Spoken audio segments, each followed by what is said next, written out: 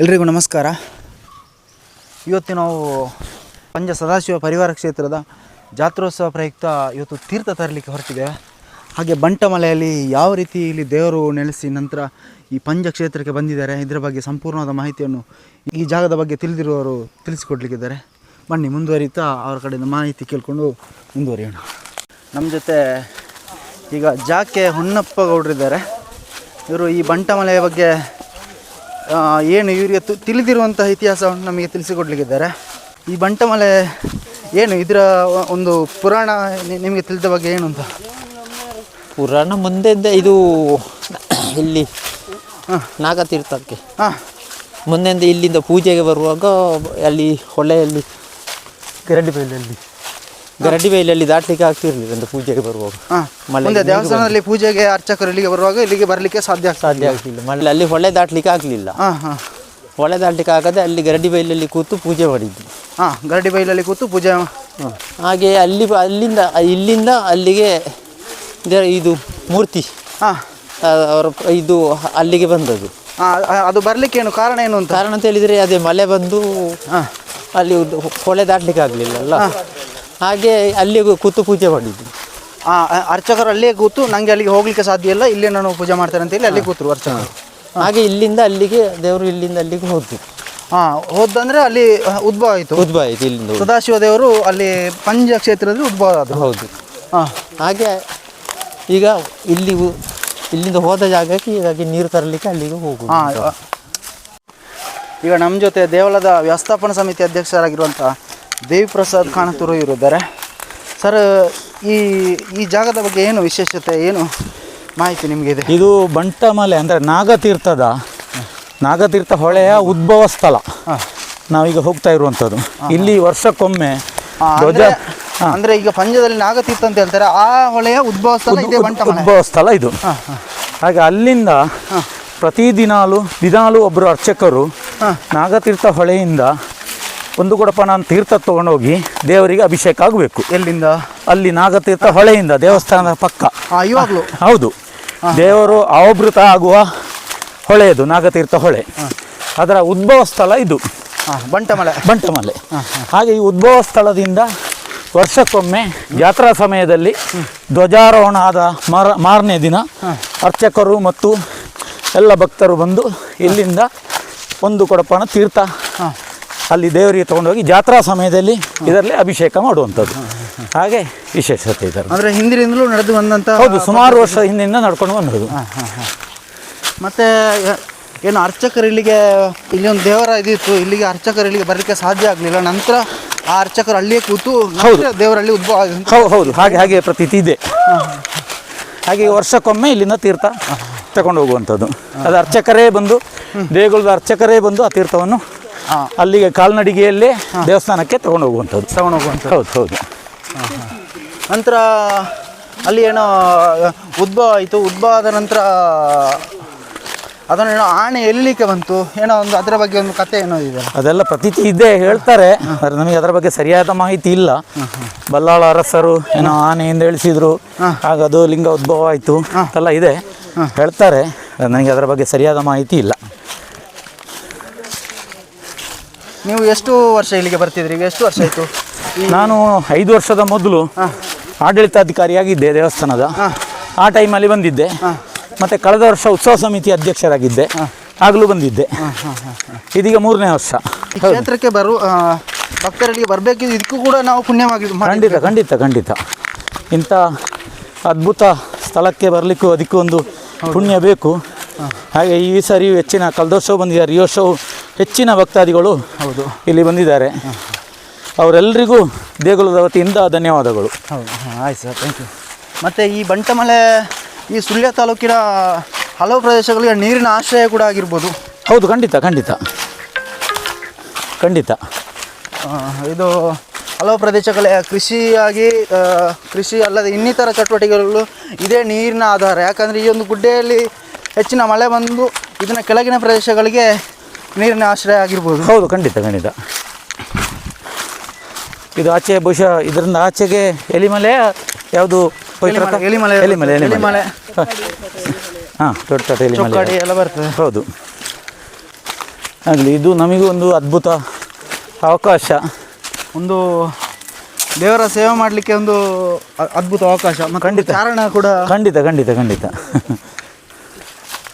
ಬರುವ ವರ್ಷ ಇದಕ್ಕಿಂತ ಹೆಚ್ಚು ಭಕ್ತರು ಬರಲಿಕ್ಕೆ ಬರ್ತಾರೆ. ಈಗ ನಾವು ಇಷ್ಟು ಬಂದ ಕೂಡಲೇ ಇನ್ನೂ ಜನ ಬರ್ತಾರೆ. ಇಲ್ಲಿಂದ ಅರ್ಚಕರು ಇಲ್ಲಿಂದ ತೀರ್ಥ ಕಾಲ್ನಡಿಗೆಯಲ್ಲಿ ತಗೊಂಡು ಹೌದು, ಕಾಲ್ನಡಿಗೆಯಲ್ಲೇ ದೇಗುಲದವರೆಗೆ ಹೋಗುವಂಥದ್ದು. ಈಗ ನಾವು ಹೆಚ್ಚಿನವರು ಕಾಲ್ನಡಿಗೆಯಲ್ಲೇ ಹೋಗುವಾಗ. ಅರ್ಚಕರು ನಂಬೀಶರು ಮತ್ತು ಚಂಡೆಯವರು ದೇಗುಲದ ವತಿಯಿಂದಿದ್ದಾರೆ. ಮತ್ತು ನಮ್ಮ ವ್ಯವಸ್ಥಾಪನಾ ಸಮಿತಿಯ ಸದಸ್ಯರು ಹೆಚ್ಚಿನವರು ಇದ್ದಾರೆ. ಮತ್ತು ಊರ ಭಕ್ತಾದಿಗಳೆಲ್ಲ ಇದ್ದಾರೆ.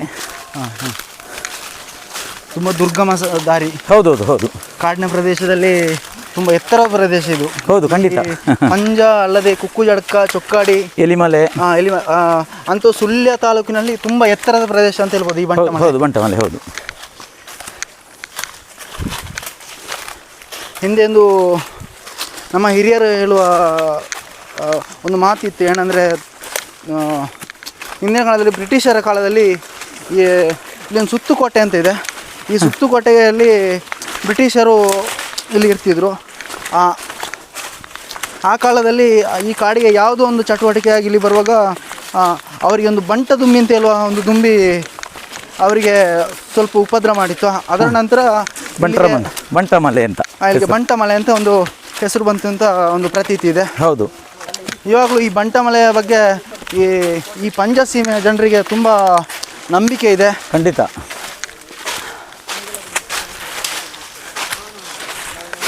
ಇನ್ನು ನಾವು ಬಂದಿರುವಂಥದ್ದು ಇಲ್ಲಿ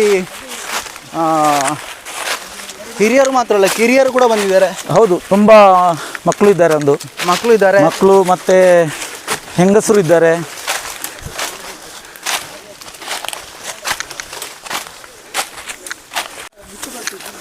ವರ್ಷಕ್ಕೊಮ್ಮೆ, ಸುಮಾರು ವರ್ಷದಿಂದ ವರ್ಷಕ್ಕೊಮ್ಮೆ ಆನೆ ಸಂಚಾರ ಇದೆ ಇಲ್ಲಿ, ಇದೇ ಜಾಗದಲ್ಲಿ. ಇಲ್ಲಿಂದ ಪಂಜಕ್ಕಾಗಿ ಆಸುಪಾಸಿನಲ್ಲಿ ಅಲ್ಲ, ಇಲ್ಲಿಯಾಗಿ ಹೋಗಿ ಬಹುಶಃ ಸಂಪಾಜೆಯಿಂದ ಬಂದು ಸೀದಾ ಪಂಜಕ್ಕಾಗಿ ಇಲ್ಲಿ ಚಿಲಂಪಾಡಿ ತನಕ ಹೋಗಿ ವಾಪಸ್ಸು 1 ತಿಂಗಳು ಬಿಟ್ಟು ವಾಪಸ್ ಅದೇ ಮಾರ್ಗದಲ್ಲಿ ವಾಪಸ್ ಆನೆ ಇಲ್ಲಿ ಬರುವಂಥ ಬಹುಶಃ ಒಂದು 8-10 ವರ್ಷದಿಂದ ಹಾಗೆ ನಡೀತಾ ಇದೆ. ಹೌದು, ನನಗೆ ಗೊತ್ತಿದ್ದಾಗ ಆನೆ ಈ ಪಂಜ ಆಸುಪಾಸಿನಲ್ಲಿ ಎಲ್ಲಿಯೂ ಒಂದು ರಾತ್ರಿ ಕಳೆಯುವಂಥದ್ದು ಏನಿಲ್ಲ. ಅದು ಗೊತ್ತಾಗಲ್ಲ ನಮಗೆ. ಬಹುಶಃ ಕಳಿಬೋದು ಹಗಲೊತ್ತು ಕಳಿಬೋದು. ಆದರೆ ಅದು ಸಂಚಾರದಲ್ಲಿ ಇರ್ತದೆ ಆನೆ. ಹೌದು, ಈ ಪ್ರದೇಶ ನಿಲ್ಲುವಂಥ ಇದೇನಿಲ್ಲ ಪ್ರಮೇಯ. ಸರಿ. ಈಗ ಪಂಜದಲ್ಲಿ ಕೆಲವು ಮನೆಯ ಅಂಗಳದಲ್ಲೇ ಹೋಗಿದ್ದಾನೆ. ಹಾಗೆ ಯಾರಿಗೂ ಉಪದ್ರ ಮಾಡಲಿಲ್ಲ ಹೆಚ್ಚು.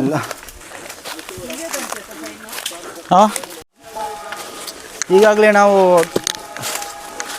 ದೇವಾಲಯಕ್ಕೆ ತೀರ್ಥ ತಗೊಂಡು ಹೋಗಲಿಕ್ಕೆ ದೇವರಿಗೆ ಮುಂಚೆ ಪೂಜೆ ಮಾಡಿರುವಂಥ ಜಾಗಕ್ಕೆ ಈಗಾಗಲೇ ತಲುಪಿದ್ದೇವೆ. ಅಲ್ಲಿ ದೇವಾಲಯದ ವತಿಯಿಂದ ಗಂಟೆ ಜಾಗಟೆ ಎಲ್ಲ ಕೇಳಿಸ್ತಾ ಇದೆ.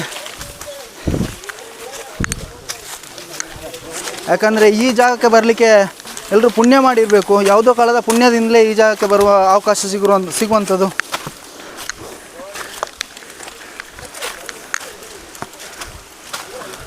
ಜೈ ಸದಾಶಿವ ಪಂಚಲಿಂಗೇಶ್ವರ ಸ್ವಾಮಿ. ಈಗಾಗಲೇ ಈ ದೇವರು ಮುಂಚೆ ಪೂಜೆ ಮಾಡುವಂಥ ಸ್ಥಳಕ್ಕೆ ಈಗಾಗಲೇ ನಾವು ಬಂದಾಗಿದೆ.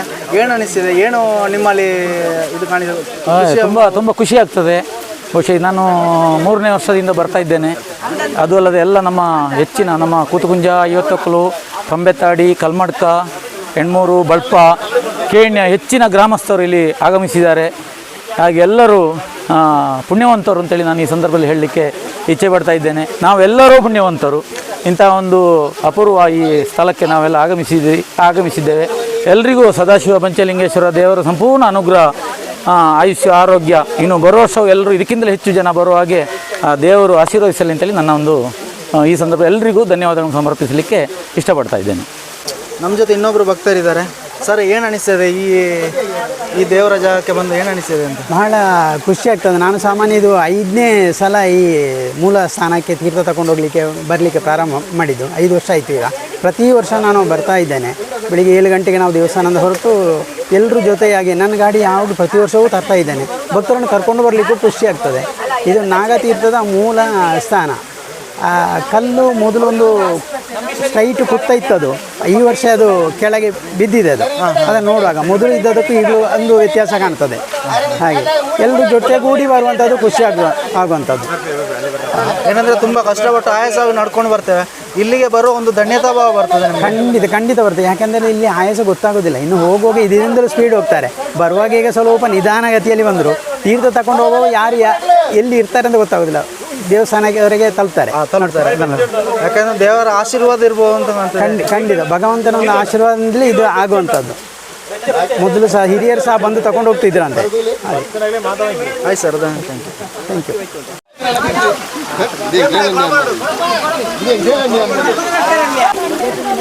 ಇದೇ ಒಂದು ಜಾಗದಿಂದ ಶ್ರೀ ದೇವಳಕ್ಕೆ ತೀರ್ಥವನ್ನು ತಗೊಂಡು ಹೋಗುವಂಥದ್ದು. ಅರ್ಚಕರಲ್ಲಿ ಈಗಾಗಲೇ ಪೂಜೆ ನೆರವೇರಿಸಿ ತೀರ್ಥವನ್ನು ತಗೊಂಡು ಹೋಗ್ಲಿಕ್ಕಿದ್ದಾರೆ.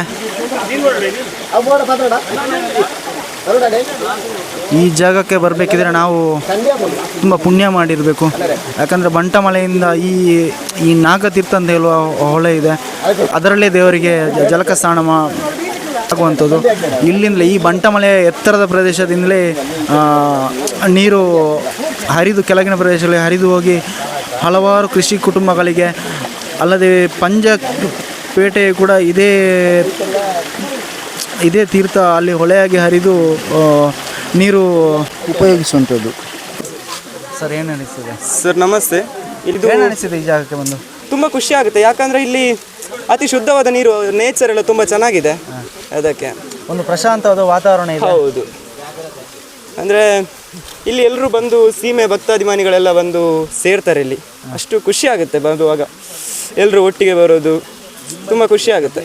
ನ್ಯಾಚುರಲ್ ವಾಟರ್ ಅಲ್ಲ, ಹಾಗೆ. ಎಷ್ಟು ವರ್ಷದಿಂದ ಬರ್ತಾ ಇದ್ದೀರಿ ಇಲ್ಲಿಗೆ? ಈಗ ಫಸ್ಟ್ ಟೈಮ್ ಇದು ಫಸ್ಟ್ ಟೈಮ್. ಹೌದು. ಆಯ್ತು ಸರ್, ಥ್ಯಾಂಕ್ ಯು. ಈ ಜಾಗದಿಂದ ತೀರ್ಥ ತಗೊಂಡು ಹೋಗ್ಲಿಕ್ಕೆ ಇನ್ನೊಬ್ಬರು ಭಕ್ತರು ಇಲ್ಲಿ ಬಂದಿದ್ದಾರೆ. ಸರ್, ತಮ್ಮ ಹೆಸರು? ವೆಂಕಪ್ಪ ಎನ್ಪಿ ಅಂತ. ಏನು ಈ ಜಾಗದ ಇತಿಹಾಸ ಏನು ನಿಮಗೆ ತಿಳಿದ? ಇತಿಹಾಸ ಅಂದರೆ ನನಗೆ ಸಾಧಾರಣ ಒಂದು 45 ವರ್ಷದಿಂದ ಇಲ್ಲೇ ಇತಿಹಾಸ ಗೊತ್ತಿರುವುದು. ಅಂದರೆ ಈಗ ಮೊದಲೆಲ್ಲ ಇಲ್ಲಿ ತೀರ್ಥ ಕೊಂಡೋಗ್ಲಿ ಬರ್ತಿರಲಿಲ್ಲ. ಯಾವಾಗ ಬ್ರಹ್ಮಕಲಶ ಆಗೆಲ್ಲ ಇದಾಯ್ತಲ್ಲ, ಅದರ ನಂತರ ಇಲ್ಲಿ ಅಷ್ಟಮಂಗಲಿ ತೋರಿಸಿದ ಪ್ರಕಾರ ಇಲ್ಲಿ ತೀರ್ಥ ಇಲ್ಲಿಂದ ಕೊಂಡೋಗ್ಬೇಕಂತ ಕಂಡು ಬಂದ ಇದರಿಂದ ಆದ ನಂತರ ಇಲ್ಲಿ ತೀರ್ಥಕ್ಕೆ ಬರ್ತಾ ಇದ್ದಾರೆ. ಹಾಗೆ ಮೊದಲೆಲ್ಲ ಇಲ್ಲಿ ಕೇವಲ ಒಂದು 4-5 ಜನ ಬರ್ತಿದ್ದದ್ದು. ಅಂದರೆ ಯಾರು ಬರ್ತಿರಲಿಲ್ಲ ಈ ತೀರ್ಥ ಕೊಂಡೋಗ್ಲಿಕ್ಕೆ. ಒಬ್ಬರು ಭಟ್ರು ಮತ್ತು ಇವರು ನಂಬೀಶರು, ಇಂಥವರೆಲ್ಲ ಒಂದು 4-5 ಜನ ಬರ್ತಿದ್ರು. ನಂತರ ಅದನ್ನೆಲ್ಲ ನೋಡಿ ನಮಗೆ ನಿಜವಾಗಿ ಈ ನಮ್ಮ ಇಷ್ಟು ಸಾವಿರ ಸೀಮೆಯ ದೇವರ ಇದರಲ್ಲಿ ಕೇವಲ ಒಂದು 4-5 ಜನ ಹೋಗುವಾಗ ನಮಗೆ ತುಂಬ ಬೇಸರ ಆಯಿತು. ನಾವೊಂದು 4-5, ನಾನು, ಹೊನ್ನಪಣ್ಣ, ಜಯರಾಮನ್ ಜಾಕೆ, ವಸಂತ ಕೋಟೆಗುಡ್ಡೆ, ಶೀನಪ್ಪ ಕೋಟೆಗುಡ್ಡೆ, ಇವರೆಲ್ಲ ಸೇರಿ ನಾವೊಂದು ಏನಾದರೂ ನಾವು ಹೀಗೆ ಹೋಗೋದು ದೇವರ ಇದಕ್ಕೆ ಸರಿಯಲ್ಲ ಅಂತ ಅಂದು ನಾವೊಂದು ಅಂದಾಜು ನಾವು ಕೂಡ ಹೋಗುವ, ಇನ್ನು ಪ್ರತಿ ವರ್ಷ ಹೋಗಿ ಆಗ ಬರೇ ಕೈಯಲ್ಲಿ ಹೋಗೋದು ಬೇಡ, ಏನಾದರೂ ಒಂದು ಜಾಗಟೆ ಇಂಥದ್ದನ್ನೆಲ್ಲ ಇದ್ಕೊಂಡು ಹೋಗುವಂಥ ಇದು ಮಾಡಿ ಅದರಿಂದ ನಂತರ ನಾವು ಪ್ರತಿ ವರ್ಷ ಇಲ್ಲಿ ಬರ್ತೇವೆ. ಹಾಗೆ ಬಂದು ದೇವಸ್ಥಾನದವರೆಗೆ ನಾವು ಕಾಲ್ನಡಿಗೆಯಲ್ಲಿ ಹೋಗ್ತಾ ಇದ್ದೇವೆ. ಹೇಗೆ ತುಂಬ ಕಷ್ಟದ ದಾರಿ, ಇಲ್ಲಿಗೆ ಬರುವ ಒಂದು ಧನ್ಯತಾ ಭಾವ ಆಗ್ತದೆ. ಆಗ್ತದೆ. ವರ್ಷಕ್ಕೆ ಒಂದು ಸಲ ನಮಗೆ ಸಾಧಾರಣ ಯಾವಾಗಲೂ ನಾವು 6 ಗಂಟೆಗೆ ಎದ್ದರೆ ಇಲ್ಲಿ ದಿನ 4:15 ಎದ್ದು ನಾವು ಎಲ್ಲ ನಮ್ಮ ಕಾರ್ಯಕ್ರಮಗಳನ್ನ ಮುಗಿಸಿ ರೆಡಿ ಆಗ್ತೇವೆ. ನಾವು 7 ಗಂಟೆಗೆ ಇಲ್ಲಿ ಮುಟ್ತೇವೆ. ಅಲ್ಲಿ ಕಾಂತುಗುಮೇರಿ ಕುಲ್ದೀಪಣ್ಣನ ಗೇಟಿನ ಹತ್ರ ಮುಟ್ತೇವೆ. ನಂತರ ಒಟ್ಟಿಗೆ ಎಲ್ಲ ಬರುವುದು. ಹಾಗೆ ಈ ಬಂಟಮಲೆ ಅಂತ ಹೇಳಿದರೆ ಎಷ್ಟೇ ಗುಡ್ಡ ಇರೋದು ಇನ್ನು ಮೇಲೆ ಉಂಟು. ಇದು ಒಂದು ಸಾಧಾರಣ ಅರ್ಧಾಂಶ ಇರ್ಬೋದು, ಇನ್ನು ಇದರಿಂದ ಎಷ್ಟೋ ಮೇಲೆಗಡೆ ಉಂಟು. ಅದೇ ಈ ತೀರ್ಥ ಬರೋ ಈ ನೀರಿನ ಭಾಗ ಒಂದು ಭಾಗ ಆ ಕಡೆ ಹರಿತಾ ಉಂಟು. ಆದರೂ ಇದು ಎಲ್ಲ ಹೋಗಿ ಸೇರುವುದು ನಾಗತೀರ್ಥಕ್ಕೆ. ನಾಗತೀರ್ಥ ನಂತರ ಕುಮಾರಧಾರ ನದಿಗೆ ಸೇರ್ತದೆ. ಹೌದು. ಇದು ನಾಗತೀರ್ಥದ ಉಗಮ ಸ್ಥಳ. ಈ ನದಿ ತುಂಬ ಜನರಿಗೆ ಏನೋ ಇಲ್ಲಿನ ಹೆಚ್ಚಿನ ಅಂಶ ನಮ್ಮ ಇಲ್ಲಿ ಸಾಧಾರಣ ಸೊಸೈಟಿಯಿಂದ ಮೇಲ್ಗಡೆ ಅಲ್ಲ ಅಲ್ಲಿ ಜಳಕದ ಹೊಳೆಯ ತನಕ ಇದರಲ್ಲಿ ಏನೋ ಕೃಷಿ ಎಲ್ಲ ನಡೀತಾ ಉಂಟು. ಕೃಷಿಗೆ ಮೂಲವೇ ಈ ನದಿಯ ನೀರು. ಮುಂದೆ ಇಲ್ಲಿ ದೇವರ ಜಲಕಸ್ನಾನ ಇದೇ ನೀರಿಂದ ಆಗ್ತದೆ? ಇದೇ ನೀರಿಂದ ಆಗ್ತಿದೆ. ಇಲ್ಲಿ ಈಗ ಇಲ್ಲಿಂದ ಕೊಂಡೋಗುದು ಈಗ, ಮೊದಲು ಜಲಕದ ಹೊಳೆಯಿಂದಲೇ ಇದೇ ನೀರನ್ನು ಕೊಂಡೋಗ್ತಾ ಇರುವುದು. ಈ ಬಂಟಮಲೆಯಲ್ಲಿ ಏನೋ ಬಂಟದುಂಬಿ ಇದೆ ಅಂತ ಒಂದು ಪ್ರತೀತಿ ಇದೆ. ಅದು ಎಲ್ಲ ಪ್ರತೀತಿ ಉಂಟು. ಹಾಗೆ ಈಗ ನಮಗೆ ಇತ್ತೀಚಿನವರಿಗೆ ಅದು ಪ್ರತೀತಿ ಮಾತ್ರ ಅಲ್ಲದೆ ನಮಗೆ ಈಗ ಅಂತ ಅನುಭವ ಏನೂ ಆಗಲಿಲ್ಲ. ಇರಬಹುದು, ಪುರಾತನ ಇದು ಬಂಟಮಲೆ ಅಂದರೆ ಭಾರಿ ಪುರಾತನ ಇದು ಒಂದು ಹೆಸರುಂಟು ಇದಕ್ಕೆ. ಹಾಗಾಗಿ ಆಗಿರ್ಬೋದು. ಮೊದಲಿನ ಕಾಲದಲ್ಲಿ ಏನೆಲ್ಲ ಜನಸಂಚಾರವು ಇದ್ದ ಪ್ರದೇಶವೇ ಇದು ಬಂಟಮಲೆ ಅಂದರೆ. ಇಲ್ಲೇನೋ ದೇವಸ್ಥಾನ ಏನೋ ಅರ್ಚಕರು ಇಲ್ಲೇ ಪೂಜೆ ಮಾಡ್ತಿದ್ರು ಅಂತ? ಪೂಜೆ ಮಾಡ್ತಿದ್ರೆ ಪ್ರತೀತಿ ಇದೆ. ಆದರೂ ಈಗ ಈಗಿನವರಿಗೆಲ್ಲ ಗೊತ್ತಿರಲಿಕ್ಕಿಲ್ಲ. ಅಂದರೆ ಒಂದು 100 ವರ್ಷದಿಂದ ಮೊದಲು ಇದ್ದಿರ್ಬೋದು. ಅಂದರೆ ಪ್ರಕೃತಿಯ ವಿಶೇಷತೆ ಏನು ನಡೀತಾ ಇರ್ತದಲ್ಲ, ಹಾಗೆ ಇಲ್ಲಿಂದ ದೇವರು ಅಲ್ಲಿ ಪಂಜಾಕ್ಕೆ ಹೋದಂತ ಒಂದು ಪ್ರತೀತಿ ಇದೆ. ಆದರೂ ಇಲ್ಲಿ ದೇವರ ಕೆರೆ ಅಂತ ಉಂಟು. ಹೌದೌದು ಹೌದು. ಇಲ್ಲೇ ಮೇಲೆ ಇದೆಯಾ? ಇದೇ ಮೇಲೆ ಅಂತ ಹೇಳ್ತಾರೆ ಕೆಲವೊಂದು. ಇಲ್ಲಿ ಒಂದು ಉಂಟು ನೋಡಿ, ಬೆತ್ತ ಎಲ್ಲ ಬೆಳೆದಿದೆ ಅಲ್ಲಿ ಅಂತ ಕೆಲವರು ಹೇಳ್ತಾರೆ. ಆದರೂ ಒಂದು ನಿರ್ದಿಷ್ಟವಾಗಿ ಒಂದು ಏನಾದರೂ ಗೊತ್ತಾಗಬೇಕಾದ್ರೆ ಬಂಟಮಲೆಯಲ್ಲಿ ಅಷ್ಟಮಂಗಲ ಇಟ್ಟರೆ ಎಲ್ಲಿಯಾದರೂ ಗೊತ್ತಾಗ್ಬೋದು, ಇಲ್ಲದಿದ್ದರೆ ಸಾಧ್ಯ ಇಲ್ಲ. ಅಂದರೆ ನಾವು ಎಲ್ಲೆಲ್ಲಿ ಇಟ್ಟು ಆ ಸ್ಥಳಕ್ಕೆ ಬಂದು ಇಟ್ಟರೆ ಒಂದು ನಿರ್ದಿಷ್ಟವಾದ ಗೊತ್ತಿರ್ಬೋದು, ಗೊತ್ತಾಗ್ಬೋದು. ಈ ಬಂಟಮಲೆಯಲ್ಲಿ ಎಲ್ಲ ಕಡೆ ದೇವರ ಒಂದು ಪ್ರಾತಿನಿಧ್ಯ ಎಲ್ಲ ಕಡೆ ಇದೆ? ಇದ್ದೇ ಇದೆ, ಇದ್ದೇ ಇದೆ, ಇದ್ದೇ ಇದೆ. ಆಯ್ತು ಸರ್, ಧನ್ಯವಾದ.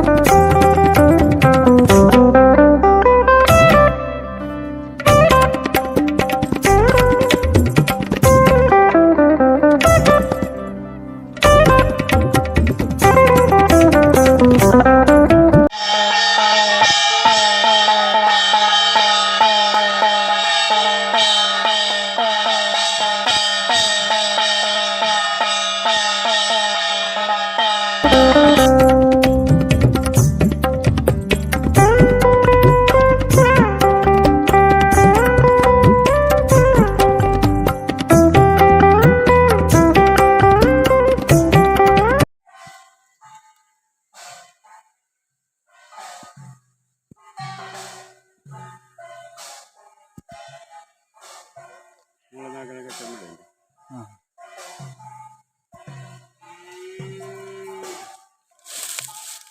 ಬಂಟಮಲೆಯಿಂದ ತೀರ್ಥ ತಗೊಂಡು ದಣಿದು ಬಂದವರಿಗೆ ಹಿಂದಿನ ಸಂಪ್ರದಾಯದಲ್ಲಿ ಹೇಗೆ ಅಂದರೆ ಬೆಲ್ಲ ಮತ್ತು ನೀರು ಕೊಟ್ಟರೆ ಆಯಾಸ ಕಡಿಮೆ ಆಗ್ತದೆ ಅಂತಿತ್ತು. ಹಾಗೆ ಇಲ್ಲೇ ಮನೆ ಪಕ್ಕದವರು ಬೆಲ್ಲ ಮತ್ತು ನೀರನ್ನು ಇಟ್ಟಿದ್ದಾರೆ.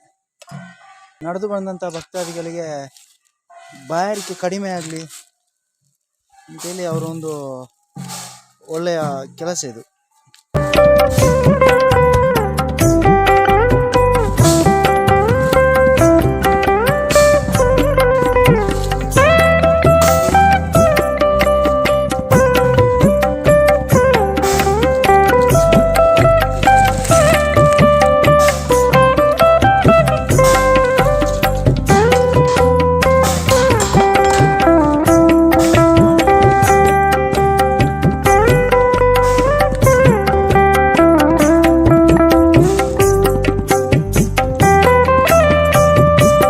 ಸರ್, ಈಗಾಗಲೇ ದೇವರ ತೀರ್ಥ ಇಲ್ಲಿ ತಲುಪಿ ಕಾಜುಜುಂಬ ದೇವಸ್ಥಾನದ ಹತ್ರ ತಲುಪ್ತಾ ಇದೆ. ಸರಿ. ಯಾರಿಗೊಂದು ಆಯಾಸದ ಮನೋಭಾವ ಯಾರಿಗೂ ಕಾಣ್ತಾ ಇಲ್ಲ. ಇಲ್ಲ. ಅದು ನಿಜವಾಗಿ ಅದು ಭಕ್ತಿಯಲ್ಲಿ ಹೋಗುವಾಗ ಅದು ಆಯಾಸದ ಇದು ಪರಿಯು ಗೊತ್ತಾಗೋದಿಲ್ಲ. ಈಗ ಮೂಲ ನಾಗನಗಟ್ಟೆ ದಾಟಿ ಈಗ ಕಾಜುಜುಂಬ ಉಳ್ಳಾಕ್ಲು ಸ್ಥಾನಕ್ಕೆ ನಾವು ತಲುಪಿದೆವು. ಇಲ್ಲಿಂದ ಸೀದಾ ದೇವಸ್ಥಾನಕ್ಕೆ ಹೋಗುದು. ಈಗ ಇಲ್ಲಿ ತೀರ್ಥ ತಗೊಂಡ ನಂತರ ಏನು ಇದಕ್ಕೆ ತೀರ್ಥ ಅಭಿಷೇಕ ದೇವರಿಗೆ, ಪಂಚಲಿಂಗೇಶ್ವರ ದೇವರಿಗೂ ಸದಾಶಿವ ದೇವರಿಗೂ ಅಭಿಷೇಕ ಆಗ್ತದೆ. ಇವತ್ತು ಅದೇ ತೀರ್ಥದಲ್ಲಿ ಅಭಿಷೇಕ ಆಗ್ತದೆ. ಯಾವಾಗಲೂ ಅಭಿಷೇಕ ಆಗ್ಲಿಕ್ಕುಂಟು. ನಾಗತೀರ್ಥ ಹೊಳೆಯಿಂದ ಅರ್ಚಕರು ತೀರ್ಥ ತಗೊಂಡೋಗಿ ಒಂದು ಕೊಡಪ ನೀರು ತಗೊಂಡೋಗಿ ಅಭಿಷೇಕ ಮಾಡುವಂಥದ್ದು. ಇವತ್ತು ಮಾತ್ರ ವರ್ಷದಲ್ಲಿ ಅದೇ ಧ್ವಜಾರೋಹಣದ ಮಾರನೇ ದಿವಸ ನಾಗತೀರ್ಥದ ಉದ್ಭವ ಸ್ಥಳದಿಂದಲೇ ತೀರ್ಥ ತಗೊಂಡು ಹೋಗಿ ಅದೇ ತೀರ್ಥದಲ್ಲಿ ಅಭಿಷೇಕ ಮಾಡುವಂಥದ್ದು. ಈಗ ನಾಳೆಯಿಂದ ಮಾಮೂಲು ನಾಗತೀರ್ಥದ ಹೊಳೆಯಿಂದಲೇ ಅಭಿಷೇಕ ಮಾಡುವಂಥದ್ದು. ಅದು ವಿಶೇಷತೆ. ಇನ್ನು ನಂತರ ರಥೋತ್ಸವ ಹೇಗೆ? ರಥೋತ್ಸವ ನಾಡ್ದು 6ನೇ ತಾರೀಕಿಗೆ ರಥೋತ್ಸವ. 6ನೇ ತಾರೀಕು ರಾತ್ರಿ. 5ನೇ ತಾರೀಕಿಗೆ ದರ್ಶನ ಬಲಿ ಇದೆ. ದರ್ಶನ ಬಲಿ ದಿವಸ ರಾತ್ರಿ ಶಿರಾಡಿ, ರುದ್ರಚಾಮುಂಡಿ ಮತ್ತು ಕಾಜುಜುಂಬ ದೈವಗಳ ನರ್ತನ ಸೇವೆ ಇದೆ. ಮತ್ತು ದರ್ಶನ ಬಲಿ ದಿವಸ ರಾತ್ರಿ ಕಾಜುಜುಂಬ ದೈವದ ನರ್ತನ ಸೇವೆ ಇದೆ. 7ನೇ ತಾರೀಕಿಗೆ ರಾತ್ರಿ ಇಲ್ಲಿ ಕಾಜುಜುಂಬ ದೈವದ ನೇಮೋತ್ಸವ ಇದೆ. 8ನೇ ತಾರೀಕು ಬೆಳಿಗ್ಗೆ ಉಳ್ಳಾಕ್ಲು ದೈವದ ನೇಮೋತ್ಸವ ಇದೆ. 9ನೇ ತಾರೀಕಿಗೆ ಅಮ್ಮನವರ ಪೂಜೆ, ದುರ್ಗಾಪರಮೇಶ್ವರಿ ಅಮ್ಮನವರ ಪೂಜೆ ಹಾಗೂ ಶಿರಾಡಿ ದೈವ ಮತ್ತು ರುದ್ರಚಾಮುಂಡಿ ದೈವದ ನೇಮವು ನಡೀಲಿಕ್ಕಿದೆ 9ನೇ ತಾರೀಕಿಗೆ. ಧನ್ಯವಾದಗಳು.